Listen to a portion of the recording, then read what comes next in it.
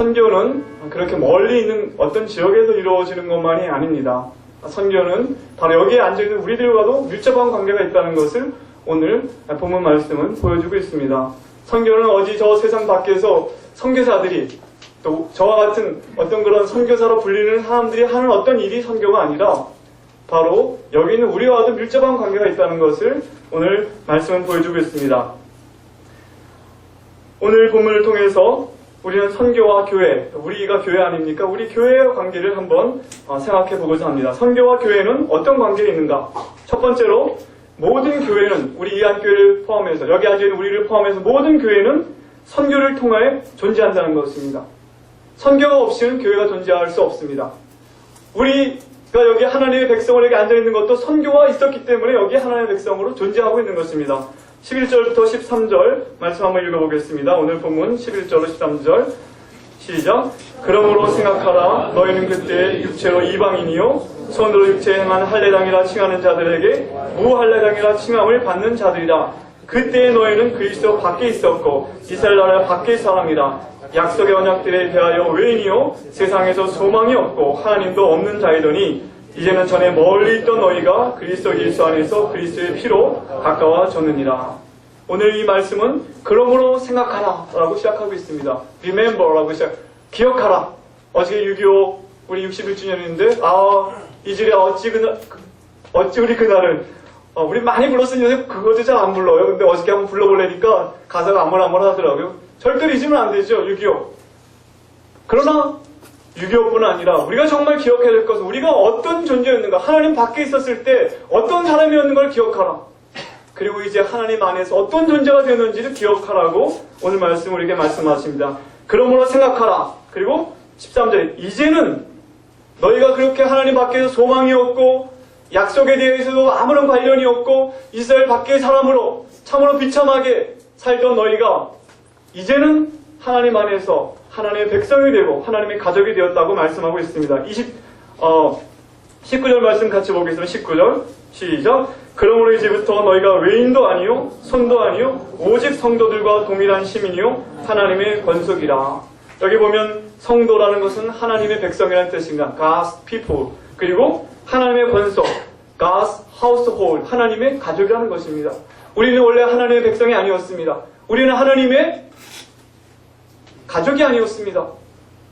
그런데 이제 우리가 하나님의 가족이고 백성으로 존재하는 것은 우리가 처음부터 그랬던 것이 아니라 하나님께서 그 아들을 우리에게 보내시고 그의 피로 우리를 용서하시고 우리를 하나님께로 부르셨기 때문에 우리가 하나님의 백성이 되었고 오늘 이처럼 교회로 존재한다는 것입니다.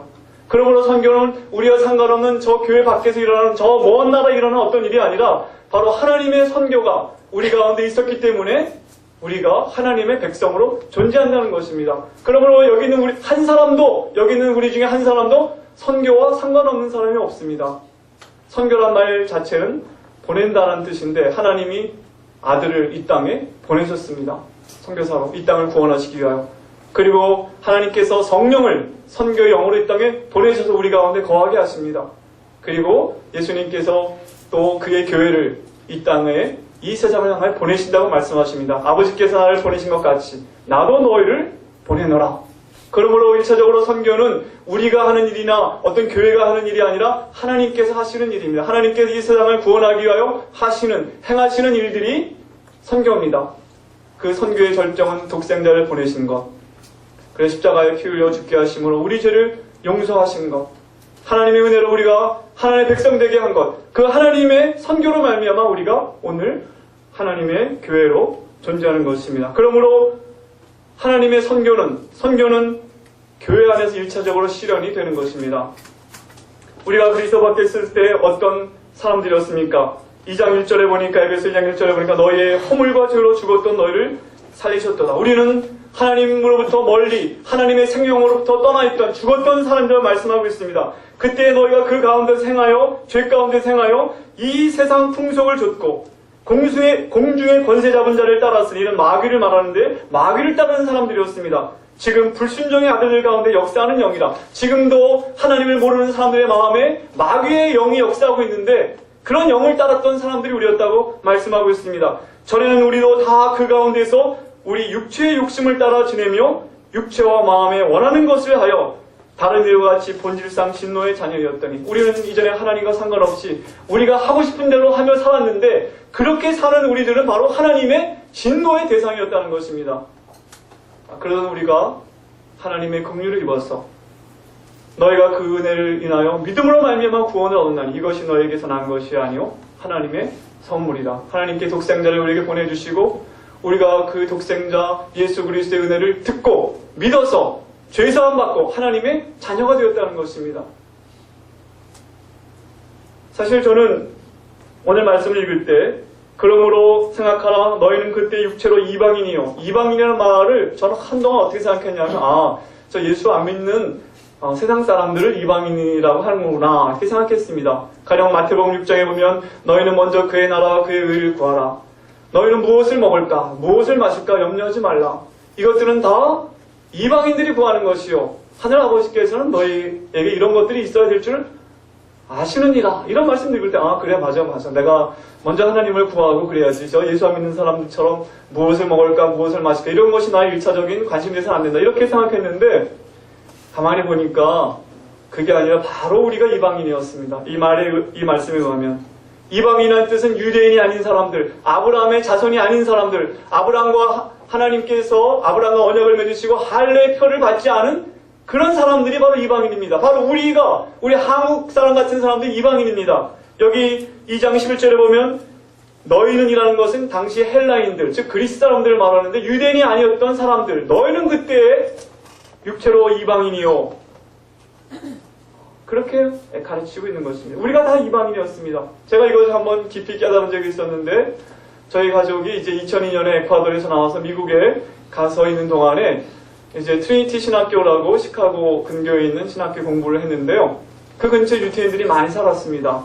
근데 저희 아이들이 그때 이제 12살이 지나면서 친구들이 반에 많이 있으니까 이제 유태인들은 특별한 성인식을 하는데 12살이 되면 율법의 아들, 바 미츠바 의식을 합니다. 혹은 율법의 딸, 바트 미츠바 의식을 하는데 이제 회당에서 하는 유태인의 회당에서. 그래서 제가 이제 그 초청장을 이제 그 친구들에게 다 잘 마치 결혼식 초청장보다 더 멋있게 이렇게 만들어서 돌립니다. 그래서 그걸 보고 관심 있어서 한번 따라가 봤습니다.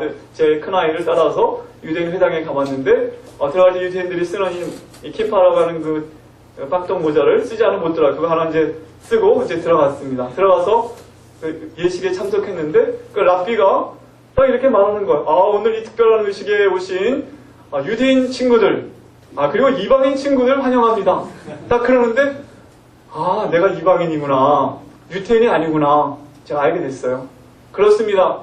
우리가 바로 아브라함의 백성이 아니고, 이스라엘 밖의 사람이고, 하나님의 언약에 대해서 외인이고, 그리고 하나님도 없고 소망도 없던 자들이었습니다. 물론 우리 민족도 하나님을 섬겼지만 그 하나님은 온 우주 만물을 창조하신 참 하나님, 예수 그리스도를 보내신 그 하나님이 아니라 여러 가지 산신령, 또 강해, 또 조상신을 섬기던, 그렇기 때문에 참된 의미에서 하나님도 없고 소망도 없던 자들이었다고 우리가 생각할 수 있습니다. 그러던 우리들이 하나님께서 아들을 보내심을 말미암아 그 소식을 전하는 선교사들을 통하여 복음을 듣고 믿어서 하나님의 백성이 된 것입니다. 그러므로 여기 있는 우리 중에 한 사람도 선교와 상관없는 사람이 없습니다. 우리가 선교하기 전에 우리 자신이 선교의 수혜자라는 사실을 기억해야 하는 것입니다. 오늘 이 한교회가 존재하는 것도 하나님의 선교가 있었기 때문에 가능합니다. 우리 자신도 죄 가운데 있던 우리들이, 하나님과 상관없던 우리들이, 이방인이었던 우리들이 하나님의 안에서 그리스도의 제자가 되고 백성이 될 수 있었던 것, 그건 하나님의 선교가 있었기 때문입니다. 두 번째로 교회와 선교의 관계는 무엇입니까? 교회는 선교하기 전에 먼저 선교적인 존재가 되어야 하는 것입니다. 교회가 이 세상에 기여하는 방법이 있다면 그것은 교회다워지는 것입니다. 여러분, 여름이 이제 다가오면서 삼계탕 많이 드실 텐데요. 저는 사실 좀 편식을 했습니다. 제가 이렇게 좀 빼빼한 것도 한 중학교 때까지 제가 이 고기 종류 이런 거 별로 잘 안 먹었던 것 같아요. 제가 좀 예상하면 그때 좀 열심히 먹고 운동을 좀 했었으면 더 이렇게 건장한 체격을 가졌을 텐데 하는 생각도 갖게 됩니다. 근데 이제 제가 볼 때 이렇게 좀 느끼한 거 별로 이렇게 좋아하지 않았거든요. 그래서 이 삼계탕도 보면 이게 통째로 닭이 나오고 그 국물이 있고 있는데 별로 이렇게 땡기지가 않더라고요. 좀 느끼한 것 같고. 근데 한번 저희 GMTC가 이제 선교사들을 훈련해서 졸업시킨 다음에 스태프들이 밥을 먹으러 갔는데 흥미 삼계탕 집에 갔습니다. 이제 그 검은 쌀로 국물을 우려낸 삼계탕인데 제가 딱 국물을 먹는 순간에 입에 쫙쫙 달라붙으면서 야 맛있다 이렇게 맛있는 거구나 삼계탕이. 잘 먹었어요. 잘 먹고 그 여름에 몇 년 됐는데요. 저희가 이제 그 미국에서 가르치던 청년들이 한국에 이렇게 여름에 방학 때문에 방문을 많이 와서 그때 제가 올 때마다 삼계탕 집에 들어갔어요. 그 삼계탕 집에. 왜 데려갔습니까? 맛있으니까. 네, 그렇습니다. 교회는 하나님 나라의 이 국물 맛, 하나님 나라의 맛이 있어야 선교할 수 있습니다. 최근에 제가 신문에서 다음과 같은 기사를 보았습니다. 믿음 있는 청년들도 교회를 멀리한다. 기독교계 명문대 교목. 기독교계 학교이기 때문에 교목에 있는데 목사님 계신데 학생들이 종교를 물었답니다. 그랬더니 천주교, 불교 다니는 학생들은 손을 번쩍 드는데 교회 다니는 학생들은 굉장히 주변 하더라는 거예요. 그래서 왜 그러냐 이렇게 알아봤더니 교회 다닌다고 말하기가 창피해서 그렇게 얘기를 하더랍니다. 오늘날 한국의 교회들이 매력을 잃어버리고 사회에 여러 가지로 비난받는 그런 처지에 놓이게 됐기 때문에 이 교회가 하는 말을 사람들이 귀그리지 않고 교회 다니는 청년들조차도 그거를 부끄러워하니 어떻게 말을 하겠습니까? 복음에 대해. 그런 가운데 있게 되었다는 것입니다. 사실은 이제 사람들은 교회가 말하는 것에 귀를 기울이기 전에 교회가 행하는 것을 보기를 원합니다. 교회는 하나님 나라의 맛을 보여주고 하나님의 의와 하나님의 기쁨과 하나님의 평강이 교회 안에 넘쳐서 그것이 흘러넘쳐야 선교가 되는 것입니다. 어떤 분이 이런 멋있는 말을 했더라고요. 아카시아의 향기는 밤중에 더 진동한다. 그래서 아카시아 향기 나죠, 그렇죠? 낮에는 못 느끼는데 밤에 더 향기가 더 느껴집니다. 참으로 이 세상이 더 어지럽기 때문에 사람들은 더 진실한 것을 보기를 원하고 그리스도의 향기를 맡기 원하는데 교회가 그리스도의 향기가 되지 못한다면 복음은 전파될 수 없는 것입니다. 오늘 본문에 보면 그리스도는 우리의 화평이신지라 14절 말씀에 그리스도는 우리의 평화라고 말씀하십니다. 샬롬이란 뜻입니다. 샬롬이라는 것은 유대인의 인사법이기도 합니다. 예수님께서 부활하신 다음에 제자들에게 평안하뇨 너에게 평안이 있을지어다. 샬롬이라고 이렇게 인사를 했습니다. 이 샬롬은 그냥 전쟁이 없는 상태가 아니라 샬롬이라는 것은 하나님과 함께하는 생명, 구원에 관하여 그 온전함, wholeness, 하나도 빠짐이 없는 하나님으로부터 떠나 있는 것이 아니라 하나님으로 인하여 온전해진 상태를 샬롬이라고 합니다. 거기에는 웰비잉도 포함됩니다. 인간이 온전해지는 것, 우리 감정과 생각까지도, 그리고 번영, 안전, 좋은 관계와 연합, 즉 하나님으로부터 떠나서 그 생명에서 멀어진 것이 아니라 하나님 안에서 있는 모든 축복을 누리는 온전한 상태가 샬롬입니다. 인간은 하나님과 멀어지면서부터 평화를 잃어버렸습니다. 그러나 예수님께서 오셔서 하나님과 멀어졌던 우리에게 평화를 선포하시고 하나님께 나가는 길을 열어 놓으셨습니다. 뿐만 아니라 더 중요한 것은 이방인과 유대인 그 사이에 긴 그 장벽, 깊은 고를 십자가로 허무셨다는 것입니다. 유대인들은 이방인과 밥도 같이 먹지 않았습니다. 이 서신이 쓰여질 당시에 이스라엘의 예루살렘에는 유대인들의 성전이 서 있었는데요. 그 성전에 가면 이방인의 뜰이 있습니다. 우리와 같은 이방인들은 그 뜰까지만 들어갈 수 있습니다. 그리고 정말 그 본 건물 안에는 못 들어가게 됐어요. 본 건물에 뭐라고 써 있냐면 이방인의 뜰과 이제 본 성전 안에 들어오는 거기에 글씨가 써 있는데 유대인 아닌 자가 이 벽을 지나서 들어오면 죽임을 당할 것이다. 또 성전 안에 들어가면 유대인 여자들이 모이는 장소가 따로 있고 또 남자들끼리 들어갈 수 있는 남자들만 갈 수 있는 장소가 따로 있고 그 다음에 제사장이 들어갈 수 있는 뜰이 따로 정해져 있고 그 다음에 지성소에는 오직 1년에 한 차례 대제사장만이 들어갈 수 있었습니다.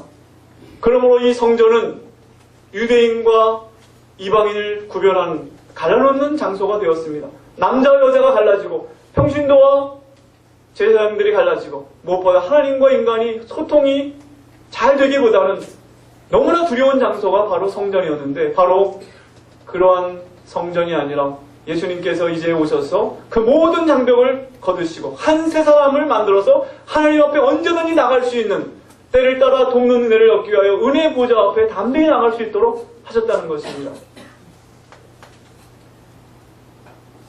16절에 또 십자가로 이 둘을 한 몸으로 하나님과 화목하게 하려 하심이라. 원수된 것을 십자가로 소멸하시고 하나님과 원수였던 인간들을 그리스도의 십자가로 이제 하나님의 친구가, 하나님의 가족이 되도록 만드셨다 말씀하고 있습니다. 17절에는 또 오셔서 먼 데는 너에게 평안을 전하고, 유대인이 아닌 이방 백성들은 하나님과 멀리 있던 백성들입니다. 또 가까운 데에 있는 자들, 이것은 유대인들을 말하는데 하나님께서 그 백성과 언약을 맺으시고 가깝게 그들을 대하셨습니다. 그러나 그들도 역시 하나님과 화평이 필요한 죄 가운데 있는 백성들이었기 때문에 그들에게도 이 복음을, 그리스도의 복음이 필요하다는 것을 말씀하십니다. 교회는 그러므로 이런 하나님의 화평의 공동체가 되어야 됩니다. 이 세상에 여러 가지로 갈라놓은 것들이 교회 안에선 더 이상 장벽이 되지 않고, 이 세상에서 사람을 차별하던 모든 차별들이 교회 안에서는 그런 차별이 사라지고, 빈부와 지역과 남녀와 그 어떤 것도 그리스도 안에서 우리를 가라놓을 수 없다는 것을 보여주는 공동체가 교회가 될 때, 교회는 이 세상에 선교할 수 있고 복음을 전할 수가 있는 것입니다. 정말 교회에 들어와 보니까 정말 사람 대하는 게 다르구나, 이걸 느낄 수 있어야 합니다. 만약 교회가 여전히 이 세상이 중시하는 학벌과 또 부와 또 지역성을 가지고 서로를 차별하고 가른다면 그것은 참된 교회라고 말할 수가 없겠습니다. 교회는 하나님의 화평을 정말 몸소 보여주는 그런 공동체가 될 때 선교할 수 있습니다. 교회는 선교하기 전에 먼저 선교적인 존재가 되어야 한다. 우리 자신이 바로 선교적인 존재가 될 때 빛과 소금이 되는 것입니다. 세 번째로, 교회는 선교와 어떤 관계를 가지고 있습니까? 교회는 선교를 통하여 완성되어 간다는 것입니다. 교회는 지금 완성된 존재가 아니라 선교를 통하여 계속 완성이 되어가는 존재라는 것입니다. 20절로 22절 말씀 보겠습니다. 20절로 22절 말씀 다 같이 읽겠습니다. 시작.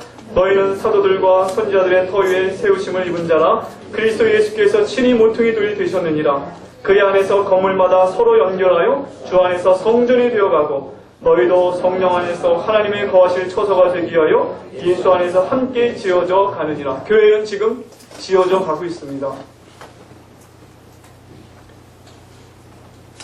이것이 얼마나 중요한 개념인지 모릅니다. 교회는 지금 완성된 존재가 아닙니다. 그러므로 교회는 겸손해야 합니다. 교회는 완성된 존재가 아니라는 것 때문에 우리는 또 희망이 있습니다. 지금의 모습이 다가 아니라는 걸 알기 때문에. 제가 어떤 건물에 들어갔는데 어떤 장로님이 소유주이신 그 건물인데요, 지은 건물인데, 거기 들어가 정면에 입구에 들어갔더니 정초석이 이렇게, 아마 건물을 완공한 다음에 언제 이것이 완공됐다 하는 정초석이 있고, 거기에 성경글들이 하나 써 있었습니다. 히브리서 3장 4절 말씀인데, 집마다 지은이가 있으니 만물을 지으신 분은 하나님이시니라. 딱 그렇게 써 있는데 굉장히 인상 깊었습니다. 집마다 지은이가 있으니 만물을 지으신 이는 하나님이시니라. 우리가 완성된 집에 들어가게 될 때 그 집의 아름다움을 보게 되고, 그리고 그 기능이 온전히 발휘되는 걸 볼 수가 있습니다. 지금 교회는 완성 중에 있기 때문에 여러 가지 참 우리가 온전한 모습을 보여주지 못해서 어떤 때는 혼란에 빠지기도 하고 답답하기도 합니다. 그러나 마침내 요한계시록에 보면 그 집이 완성된 새 예루살렘이 하늘로부터 마치 신랑을 위해 단장된 신부처럼 내려온다고 하였습니다. 그것은 어떤 건물을 말하는 것이 아니라 완성된 교회, 즉 성도들의 교회, 성도들의 모임, 집합체인 그 교회를, 하나님의 백성의 완성된 모습을 보여준다고 생각하는데, 만약 이 상징적으로 만약 그 완성된 새 예루살렘의 정초석에 붙는다면 집마다 지은이가 있으니 교회를 지으신 분은 하나님이시니라. 이런 글이 붙어야 될 것 같습니다. 선교사들은 낭만이 있습니다. 여러 가지 사실은 어렵고 힘든 일이 있지만 선교사들의 낭만은 그 한 민족이 변화되어 하나님의 백성의 일원이 되는 이것을 보는 것입니다. 여러분, 우리 한국 백성이 지난 반만년 역사 가운데 하나님의 약속 밖에서 하나님의 백성 밖에 서성이던 우리 민족이, 어둠에 있던 우리 민족이 하나님의 백성이 되어서 한 몸을 이루고 이처럼 이 땅에 교회들이 세워지고 지금 선교하는 백성이 되었다는 것, 이거는 정말 놀라운 일입니다. 이것은 선교를 통해 이루어진 일입니다. 이 땅에 왔던 선교사들은 복음을 전하면서 이처럼 교회가 왕성하게 이 땅에 세워질 것을 아마 몰랐을 것입니다. 제가 얼마 전에 연세대학교 17대 총장 선임안을 보게 되었습니다. 혹시 연세대학교 총장 되기 원하시는 분은 좀 귀 기울여서 들으시기 바랍니다. 세 가지 조건인데, 세 번째 조건은 공무원 임용 결격 사유가 없는 분, 해당되지 않는 분. 두 번째는 65세로 총장 임기를 마칠 수 있는 분.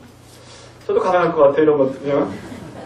근데 첫 번째가 중요한, 첫 번째는 연세대학교 창립 정신에 투철하고 기독교 성경이 가르치는 기독교인의 신앙생활을 하는 분으로서 국제적 감각을 지니고 학식과 경영 능력을 갖춘 분. 여기 제가 감동을 받은 것은 이 첫 번째입니다. 기독교 성경이 가르치는 기독교인의 신앙생활을 하는 분. 이것이 총장의 첫 번째 조건입니다. 사실 연세대학교가 수십만 명의 동문을 가지고 있죠. 그리고 많은 지도자들을 이 땅에 배출했는데, 사실 그 학교가 처음에 시작됐을 때 언더우드 선교사가 작은 학교를 시작하고, 또 이제 알렌 선교사가 와서 광해원, 또 제중원을 시작해서 이것이 이제 조금씩 발전하고, 세브란스라는 한 분의 큰 헌금을 받아서 세브란스 병원으로, 제중원에서 광해원의 제중원으로, 제중원에서 세브란스로 이름이 바뀌고 발전하다가 이제 이 두 단체가 합쳐져서 연세대학교가 된 것입니다. 언더우드가 이렇게 이 학교가 발전하고 이 민족에게 영향을 줄 것이라고 생각을 못했을 것입니다. 광해원을 제중원을 시작했을 때 이렇게 크게 발전할 거라고 아마 꿈을 못 꿨을 것입니다. 제가 세브란스 병원에 가보면 그 엘리베이터를 타면 거기에 하나님의 사랑으로 인류의 질병을 치료한다, 이렇게 딱 그 사명 선언문이 붙어 있습니다. 아무리 이 학교가 세속화되고 그랬다 할지라도 이런 정신이 있다는 것이 참으로 저에게는 기특하다고 할까요? 감동스러운 부분이었습니다. 하나님과 상관없던 한 민족에게 하나님의 복음이 전해지고 그 민족의 역사를 바꾸는 일들이 선교사들이 꾸는 꿈입니다. 하나님은 하나님의 교회를 완성해 나가는 사역의 선교사들을 동참시키십니다.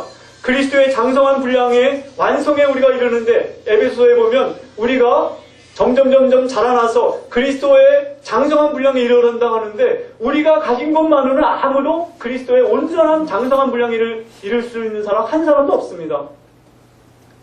오늘 이 말씀에 있듯이 예수 안에서 함께 지어져 가야 하는 것입니다. 함께 지어져 간다.